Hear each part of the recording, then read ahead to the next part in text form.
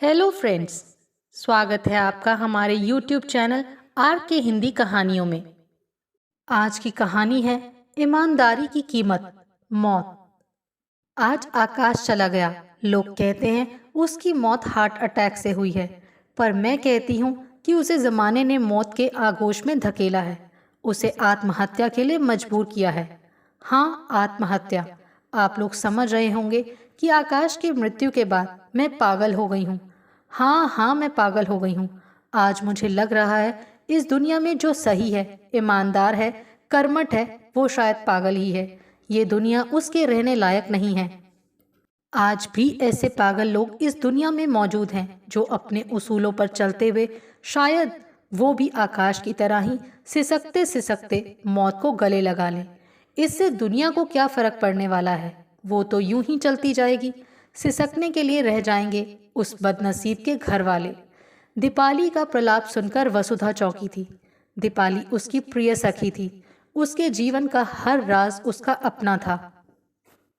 यहाँ तक कि उसके घर अगर एक गमला भी टूटता तो उसकी खबर भी उसे लग जाती। उनमें इतनी अंतरंगता थी, लेकिन क्या आकाश की हालत के लिए वो स्वयं जिम्मेदार नहीं थी? वो आकाश की जीवन साथी थी। उसके हर सुख दुख में शामिल होने का हक ही नहीं, उसका कर्तव्य भी था। पर क्या वो उसका साथ दे पाई? शायद नहीं। अगर ऐसा होता तो इतनी कम उम्र में आकाश का ये हश्र नहीं होता। आकाश एक साधारण किसान परिवार से था। पढ़ने में तेज, धुन का पक्का, मन में एक बार जो ठान लेता उसे करके ही रहता था। अच्छा खाता पीता परिवार था।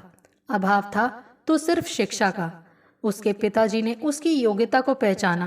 गांव में प्रारंभिक शिक्षा प्राप्त करने के बाद उन्होंने अपने घर वालों के विरोध के बावजूद बेटे को उच्च शिक्षा के लिए शहर भेजा। तो शहर की चकाचौंध से कुछ पलों के लिए तो आकाश भ्रमित हो गया था। यहाँ की तामझाम, गिटर पिटर अंग्रेजी बोलते बच्चों के बीच उसे लगा था कि वो सामंजस्य नहीं बैठा पाएगा। पर धीरे धीरे अपने आत्मविश्वास के कारण अपनी कमियों पर आकाश विजय प्राप्त करता गया और अव्वल आने लगा। जहाँ पहले उसके शिक्षक और मित्र उसके देहातीपन को लेकर मजाक बनाते रहते थे, अब उसकी योग्यता देखकर कायल होने लगे। हायर सेकेंडरी में जब वो पूरे राज्य में प्रथम आया तो पेपर में नाम देखकर घर वालों की छाती गर्व से फूल उठी। उसी साल उसका इंजीनियरिंग कॉलेज इलाहाबाद में चयन हो गया। पिता ने अपनी सारी जमा पूंजी लगाकर उसका दाखिला करवा दिया। बस यही बात उसके बड़े भाइयों को खली।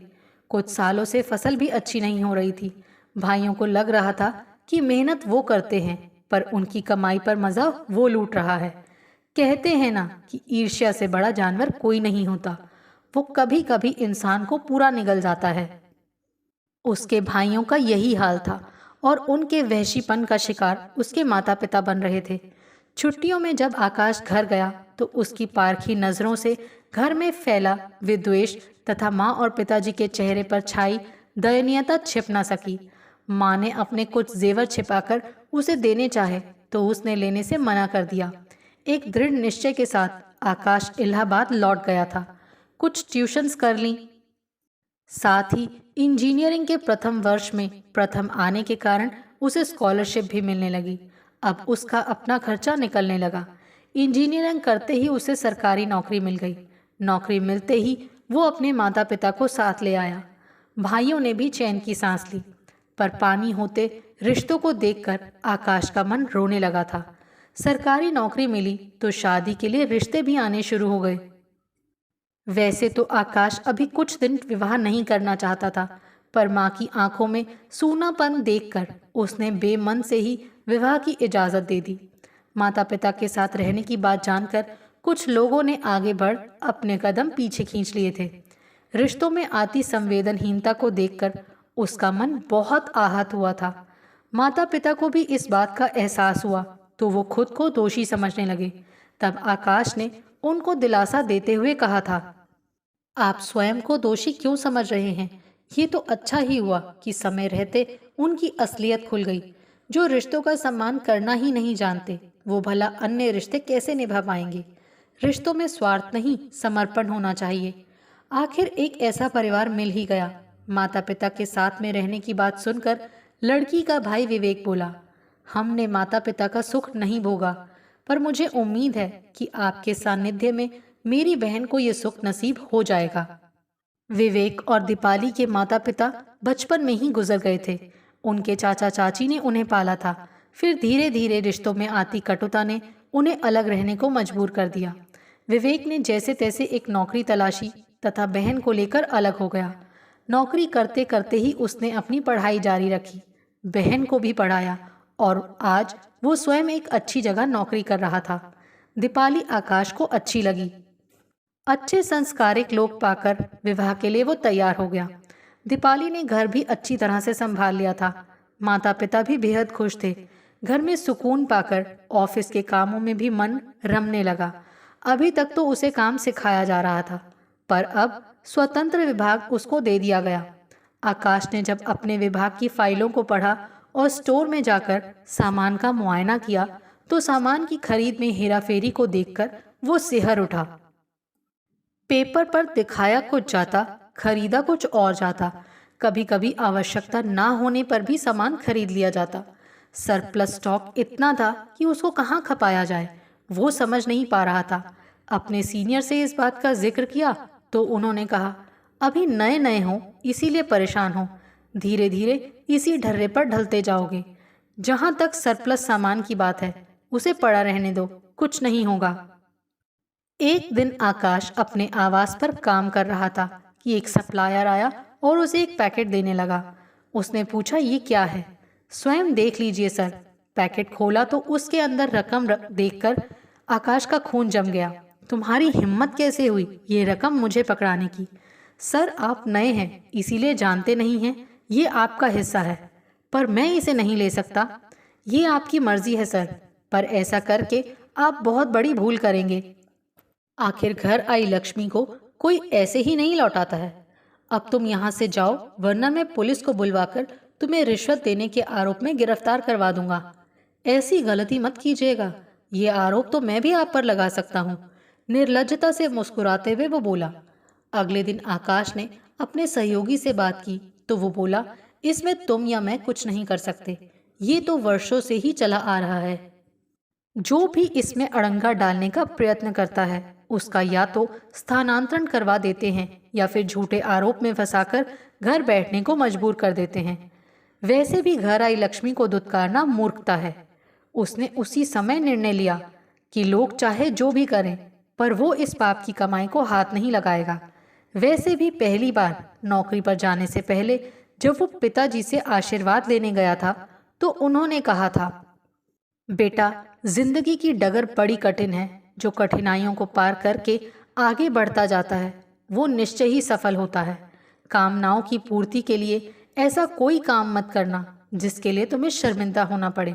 जितनी चादर हो उतने ही पैर फैलाना। वो उनकी बातों को दिल में उतार कर जीवन की नई डगर पर नई आशाओं के साथ चल पड़ा था। अपनी पत्नी दीपाली को अपना फैसला सुनाया तो उसने भी उसकी बात का समर्थन कर दिया। तब उसे लगा था कि जीवन साथी का सहयोग जीवन की कठिन से कठिन राहों पर चलने की प्रेरणा देता है। काम को आकाश ने बोझ समझकर नहीं बल्कि अपनी जिम्मेदारी समझकर अपनाया था। इसीलिए काम को संपूर्ण करने के लिए वो ऐसे जुट जाता था कि ना दिन देखता ना रात। इसके लिए उसे अपने परिवार से ही भरपूर सहयोग मिला। सब कुछ ठीक ठाक चल रहा था। ऊंचा ओहदा, सम्मान, सुंदर पत्नी, पल्लव और स्मिता जैसे प्यारे दो बच्चे, बूढ़े माँ बाप का सानिध्य, अपने काम के साथ माता पिता की जिम्मेदारी भी वो सहर्ष निभा रहा था। आखिर उन्होंने ही तो उसे इस मुकाम पर पहुंचने में मदद की थी। दीपाली और वसुधा साथ साथ पढ़ी थी।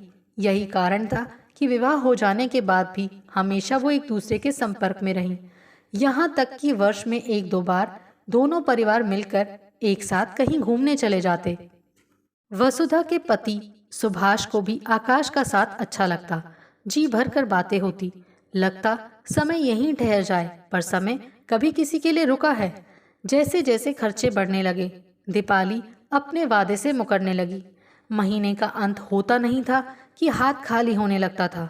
उस पर बूढ़े माता पिता के साथ दो बच्चों का खर्चा अलग से बढ़ गया था। दीपाली अक्सर अपनी परेशानी का जिक्र वसुधा से करती तो वो उसे संयम से काम लेने के लिए कहती, पर उस पर तो जैसे कोई जुनून ही सवार हो गया था आकाश की बुराई करने का। ये वही दीपाली है जो एक समय आकाश की तारीफ करते नहीं थकती थी और अब बुराई करते नहीं थकती है।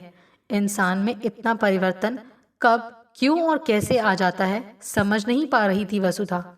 आखिर कोई औरत अपनी महत्वाकांक्षाओं की पूर्ति के लिए पति से वो सब कुछ क्यों करवाना चाहती है जो वो करना नहीं चाहता। दीपाली और आकाश के बीच की दूरी बढ़ती जा रही थी और वसुधा चाह कर भी कुछ नहीं कर पा रही थी। दीपाली कहती, वसुधा, आखिर इनकी ईमानदारी से किसी को क्या फर्क पड़ता है। जो इनकी सच्चाई पर विश्वास करते हैं वो इन्हें गलत प्रोफेशन में आया कहकर इनका मजाक बनाते हैं और जो नहीं करते वो भी कह देते हैं कि भाई हाथी के दांत खाने के और दिखाने के और। भला आज के जमाने में ऐसा भी कहीं हो सकता है। बाहर तो बाहर, अब आकाश घर में भी शिकस्त खाने लगा था। पत्नी और बच्चों के चेहरे पर छाई असंतुष्टि अक्सर उसे सोचने को मजबूर करती कि कहीं वो गलत तो नहीं कर रहा है, पर आकाश के अपने संस्कार उसे कुछ भी गलत करने से सदा रोक देते। वो बच्चों की किसी मांग को अगले महीने के लिए टाल देने को कहता तो उसकी 5 वर्षीय बेटी स्मिता ही कह देती, इसका मतलब आप खरीदवाओगे नहीं, अगले महीने फिर अगले महीने पर टाल दोगे।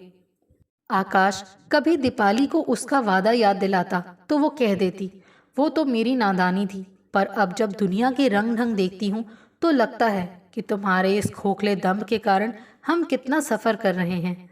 तुम्हारे जैसे लोग जहाँ आज नई गाड़ी खरीदने में ज़रा भी नहीं सोचते, वहीं हमें रोज़ की ज़रूरतों को पूरा करने के लिए अगले महीने का इंतज़ार करना पड़ता है। कार भी खरीदी तो वो भी सेकंड हैंड, मुझे तो उसमें बैठने में भी शर्म आती है। दीपाली, इच्छाओं की तो कोई सीमा नहीं होती। वैसे भी घर सामानों से नहीं, उसमें रहने वालों के आपसी प्यार और विश्वास से बनता है। प्यार और विश्वास भी वही होगा जहाँ व्यक्ति संतुष्ट होगा, उसकी सारी इच्छाएं पूरी हो रही होंगी। तो क्या तुम सोचती हो जिन्हें तुम संतुष्ट समझ रही हो उनमें कोई असंतुष्टि नहीं है? वहां जाकर देखो तो पता चलेगा कि वो हमसे भी ज्यादा असंतुष्ट हैं। बस रहने भी दीजिए, कोरे आदर्शों के सहारे दुनिया नहीं चलती। अगर ऐसा है तो तुम आज़ाद हो, अपनी नई दुनिया बसा सकती हो, जैसे चाहे रह सकती हो। तब तिल मिलाकर उसने कहा था, बस अब यही तो सुनने को रह गया था। ये कहकर दीपाली तो चली गई, पर आकाश वहीं बैठा बैठा अपने सिर के बाल नोचने लगा। उस बार उन दोनों के बीच लगभग हफ्ते भर अबोला रहा। उनके झगड़े अब इतने बढ़ गए थे कि बच्चे भी सहमने लगे थे। कभी कभी लगता कहीं इन दोनों की तकरार के कारण बच्चे अपना स्वाभाविक बचपन न गवा बैठे। इसी की आशंका जाहिर करते हुए मैंने जब जब दीपाली को समझाना चाहा, तब तब एक ही उत्तर मिला, ये बात मैं भी समझती हूँ वसुधा, पर केवल दाल रोटी से ही तो काम नहीं चलता। अभी तो बच्चे छोटे हैं, बड़े होंगे तो उनकी पढ़ाई, शादी विवाह में भी तो खर्चा होगा। अगर अभी से कुछ बचत नहीं कर पाए तो आगे कैसे होगा। रो धोकर जिंदगी घिसटती ही गई। पहला झटका आकाश को तब लगा जब उसके पिताजी को हार्ट अटैक आया।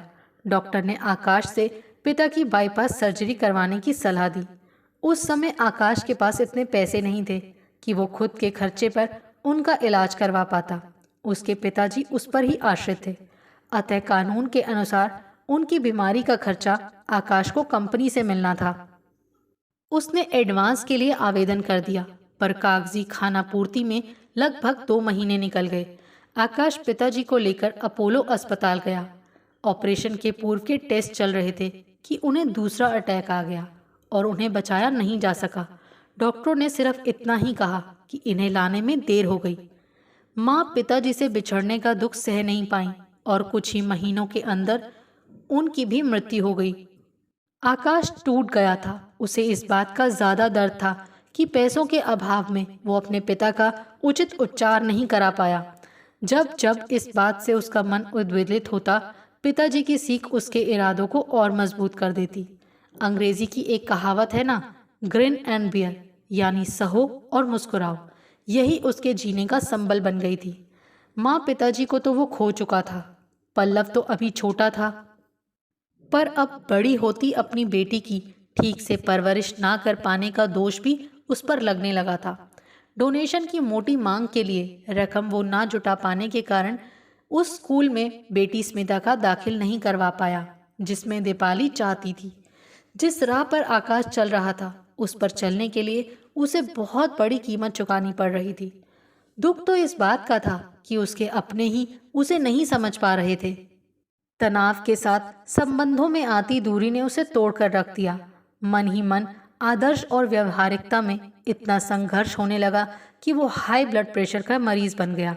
अपने ही अंतः कवच में आकाश ने खुद को कैद कर लिया, पर दीपाली ने उसकी कोई परवाह नहीं की और ना ही पति को समझना चाहा। उसे तो बस अपने आकांक्षाओं के आकाश को सजाने के लिए धन चाहिए था। वो रोकता टोकता तो दीपाली सीधे कह देती, अगर तुम अपने वेतन से नहीं कर पाते हो तो लोन ले लो। जिस समाज में हम रहते हैं उस समाज के अनुसार तो रहना ही होगा। आखिर हमारा भी कोई स्टेटस है या नहीं। तुम्हारे जूनियर भी तुमसे अच्छी तरह रहते हैं, पर तुम तो स्वयं को बदलना ही नहीं चाहते। ये वही दीपाली थी जिसने मधुयामिनी की रात साथ साथ जीने मरने की कस्में खाई थी, सुख दुख में साथ निभाने का वादा किया था। पर जमाने की क्रूर आंधी ने उन्हें इतना दूर कर दिया कि जब मिलते तो लगता अपरिचित हैं। बस अब एहसास भर ही रह गया था। बच्चे भी सदा माँ का ही पक्ष लेते, मानो वो अपने ही घर में परित्यक्त सा हो गया था। अपनी लड़ाई आकाश स्वयं लड़ रहा था। प्रमोशन के लिए इंटरव्यू कॉल आया। इंटरव्यू भी अच्छा ही रहा। पैनल में उसका नाम है ये पता चलते ही कुछ लोगों ने बधाई देनी भी शुरू कर दी। पर जब प्रमोशन लिस्ट निकली तो उसमें उसका नाम नहीं था। देखकर वो तो क्या, पहले से बधाई देने वाले भी चौंक गए। पता चला कि उसका नाम विजिलेंस से क्लियर नहीं हुआ। उस पर एक सप्लायर कंपनी को फेवर करने का आरोप लगा है। इसके लिए चार्जशीट दायर कर दी गई है। वैसे तो आकाश फाइल पूरी तरह पढ़कर ही साइन करता था, पर यहाँ न जाने कैसे चूक हो गई। रेट और क्वालिटी आदि की स्क्रूटनी वो अपने जूनियर से करवाया करता था। उनके द्वारा पेश फाइल पर जब वो साइन करता तभी ऑर्डर प्लेस होता था। इस फाइल में कम रेट की अपेक्षा अधिक रेट वाले को सामान की गुणवत्ता के आधार पर उचित ठहराते हुए ऑर्डर प्लेस करने की सिफारिश की गई थी। साइन करते हुए आकाश ये भूल गया था कि वो किसी प्राइवेट कंपनी में नहीं, एक सरकारी कंपनी में काम करता है, जहां सामान की क्वालिटी पर नहीं, सामान के रेट पर ज्यादा ध्यान दिया जाता है। नियम तो नियम है। इसी बात को आधार बनाकर कम रेट वाले कॉन्ट्रैक्टर ने आकाश को दोषी ठहराते हुए एक शिकायती पत्र विजिलेंस को भेज दिया था। नियमों के अनुसार तो गलती उनसे हुई थी क्योंकि उन्होंने नियमों की अनदेखी की थी, पर उसमें उनका कोई अपना स्वार्थ नहीं था। वो तो सिर्फ बनने वाले सामान की क्वालिटी में सुधार लाना चाहता था। ऑफिस में कानाफूसी प्रारंभ हो गई। बड़े ईमानदार बनते थे। आखिर दूध का दूध पानी का पानी हो ही गया ना। अरे भाई, ऐसे ही लोगों के कारण हमारा विभाग बदनाम है। करता कोई है, भरता कोई है।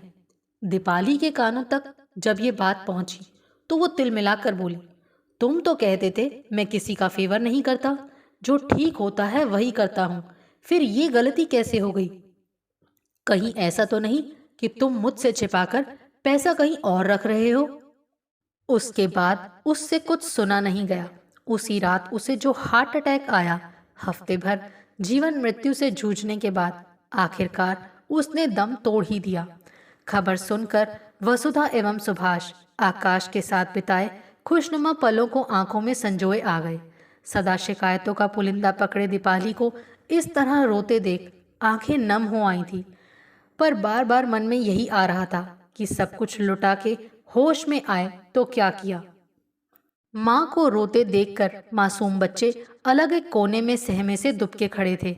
शायद उनकी समझ में नहीं आ रहा था कि माँ रो क्यों रही हैं तथा पापा को क्या हुआ है। माँ को रोता देखकर बीच बीच में बच्चे भी रोने लगते। उन्हें ऐसे सहमा देखकर दीपाली स्वयं को रोक नहीं पाई तथा उन्हें सीने से चिपकाकर रो पड़ी। उसे रोता देखकर नन्हा पल्लव बोला, आंटी, मम्मा भी रो रही हैं और आप भी, लेकिन क्यों? पापा को हुआ क्या है? वो चुपचाप क्यों लेटे हैं, बोलते क्यों नहीं हैं? उसकी मासूमियत भरे प्रश्न का मैं क्या जवाब देती। पर इतना अवश्य सोचने को मजबूर हो गई थी कि बच्चों से उनकी मासूमियत छीनने का जिम्मेदार कौन है। एक जिंदा दिल, उसूलों के पक्के इंसान को किसने मारा? आपको हमारी ये कहानी कैसी लगी, प्लीज़ कमेंट करके ज़रूर बताइए। अगर आप इस चैनल पर नए हैं तो इसे सब्सक्राइब करें और शेयर करें। Thank you.